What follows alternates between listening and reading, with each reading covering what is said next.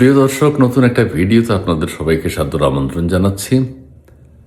ভিডিওটি হচ্ছে শিশু মাওলানা যাকে বলা হয় বা রফিকুল ইসলাম মাদানী বলা হয়, যদিও মদিনায় তিনি কখনো পড়াশোনা করেননি, কিন্তু মাদানী বলা হয়, মাদানী নামে পরিচিত। একসময় শিশু বক্তা নামে পরিচিত ছিল।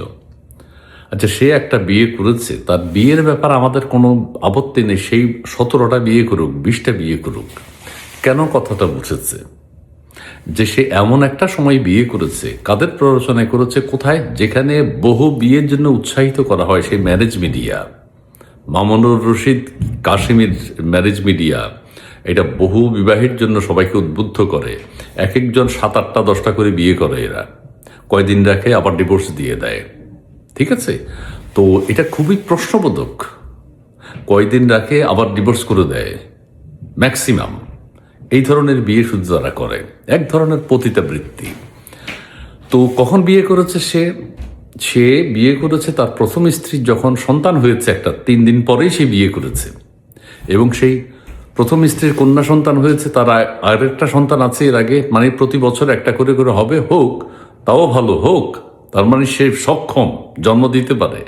কিন্তু এমন একটা নিষ্ঠুর সময় সেই বিয়ে করেছে ঘোষণা দিয়ে, যেই মুহূর্তে সে কন্যা সন্তানের বাবা হয়েছে 3 দিন আগে, কন্যা সন্তানের বাবা হওয়ার 3 দিন পরেই সেই বিয়ে করেছে। এবং সেই পোস্ট কি দিয়েছে, গুনাহ থেকে বাঁচার জন্য দ্বিতীয় বিয়ে করলাম। এর মধ্যে নিষ্ঠুরতা কোথায় এটা বুঝতে হবে, বর্বরতা কোথায় এটা বুঝতে হবে। মানুষের লোভ লালসা, যারা সংযম সাধনা করতে পারে না, সাধন করতে পারে না, পরাজিত হয়, সেই রকম একজন মানুষ হচ্ছে রফিকুল ইসলাম মাদানী। এরকম আরও আছে। রফিকুল্লাহ আফসারি মাদানীকে অভিনন্দন জানিয়েছে, এরকম আরও করুক। সে কয়েকজনের উদাহরণ দিয়েছে, মুফতি মাওলানা ইব্রাহিমের উদাহরণ দিয়েছে, উনিও কয়েকটা বিয়ে করেছে, আরও 2-1জনের উদাহরণ দিয়েছে। নিষ্ঠুরতা কোথায় যে এই মুহূর্তে সে পোস্ট দিয়েছে, গুনাহ থেকে বাঁচার জন্য আমি বিয়ে করেছি, দ্বিতীয় বিয়ে করেছে সন্তান জন্মগ্রহণের 3 দিন পরেই সে বিয়ে করেছে। তার মানে কি মিন করে, এটা ঠান্ডা মাথায় বুঝতে হবে। যে তার প্রথম স্ত্রীর সাথে সে সহবাস করতে পারবে না, খোলাখুলি বলে দিই, সহবাস করতে পারবে না, সেই জন্য সে আরেক বিয়ে করেছে।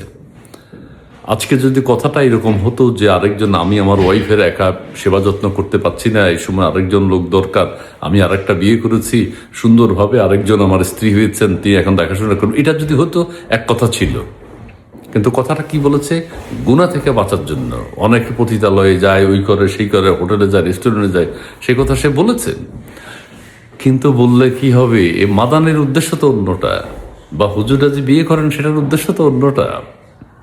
মাদানের উদ্দেশ্য হচ্ছে প্রথম স্ত্রীর সাথে, বলতে খারাপ লাগছে, সহবাস করতে পারবে না, তিনি হোটেলে যেতে পারবে না। কারা হোটেলে গিয়েছে কিভাবে সে জানে, কে হোটেলে গিয়েছে, কিভাবে গিয়েছে, সে কিভাবে জানে? সে হোটেলে যেতে পারবে না, অবৈধ কাজ করতে পারবে না, গুনাহের কাজ করতে পারবে না, ওই জন্য তিনি গুনাহ বহির্ভূত একটা হালাল বিয়ে করেছেন। তিনি বিয়ে করেছেন, তার সাথে তিনি বিয়ে করবেন, যা করবেন করেছেন, বাসর ঘর করেছেন এই নিষ্ঠুর সময়ে। তার নতুন একটা সন্তান হয়েছে, একটা সন্তান আছে, এই সময় তিনি তার সাথে বাসর ঘর। কথা বললে কথা বেড়ে যায়, আমিও বলতে চাই না। অনেকে বলেছেন, আমিও একটা ভিডিও করেছি, আমার কাছে দুঃখজনক লেগেছে এটা, যে এই নিষ্ঠুরতা কেন। কেউ তো এই সময় বিয়ে করে না। ওনারা স্ত্রী মারা যাওয়ার 3 দিন 4 দিন পরেই বিয়ের জন্য প্রস্তুত হয়ে যান। রফিকুল ইসলাম মাদানীর সন্তান হয়েছে, সেই শিশু সন্তানকে দেখবে, স্ত্রীর পাশে দাঁড়াবে, তার খেদমত করবে, সহযোগিতা করবে, পাড়া প্রতিবেশীকে ডাকবে। সেই মুহূর্তে রফিকুল ইসলাম মাদানী বিয়ে করে বউ নিয়ে আসছেন, উৎসব হচ্ছে। আবার সে ঘোষণা দিয়েছে, সে খুব খুশি, ফুর্তিতে আছে, যে আমি বিয়ে করেছি, আমি মিষ্টি খাবো, আমি বাসর ঘর করব। এসব কথা কি এই জন্য কথাগুলো বলেছি, যে মানুষের একটা বিবেক থাকতে হবে। তো ওনাদের এত কি বলবো, আর যৌন শক্তি বলতেই হয় আর কি, একদিনও থামে না, একদিনও থেমে থাকতে পারেন না, স্ত্রী ছাড়া চলে না। ঠিক আছে, সে বীর্যবান, ঠিক আছে, সে বীর্যবান, কিন্তু তার তো একটু বুঝতে হবে পরিস্থিতি, সময়টা বলতে হবে। ওই তার প্রথম স্ত্রীর মানসিক অবস্থা কি, মনের অবস্থা কি এখন, সেটা তো ভাবতে হবে। এই রফিকুল ইসলাম মাদানী সেই জিনিসটা তো ভাবে নাই, নির্লজ্জভাবে বিয়ে করে বউ নিয়ে এসছে। সেই জন্য সমাজের বিভিন্ন স্তরের মানুষ কথা বলছে যে এই ধরনের পরিস্থিতিতে বিয়ে করতে হবে কেন।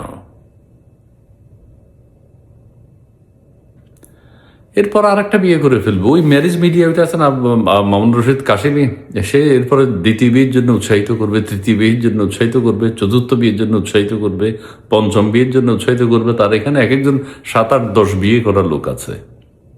তারা আদান প্রদান করে, বিক্রি করে যে কত কিছু টাকা দিয়া বিয়ে করে ফেলো, এরপরে মাসখানেক ঘরে রাখো। কি নিষ্ঠুর, কি নিকৃষ্ট আচার আচরণ।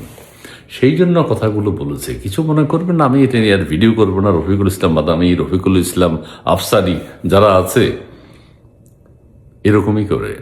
রফিকুল্লাহ আফসারি কেন একটা বিয়ে করলো, এখানেও তো প্রশ্ন।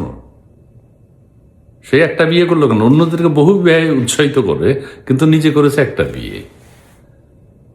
তারা নাকি পিটাবে তার বউ। তো তার বউ কোরআন শরীফ, হাদিস কোরআন জানে না? রফিকুল্লাহ আফসারি তার হাদিস কোরআন জানে না?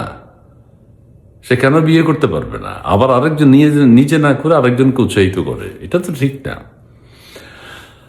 যাই হোক, রফিকুল ইসলাম মাদানী বিয়ে করুক, কিন্তু যে আচরণটি করেছে এটা নিষ্ঠুর। এই জন্য মানুষের বিবেকে নাড়া দিয়েছে। সেই জন্য আমি কথাগুলো শেয়ার করলাম। ধন্যবাদ।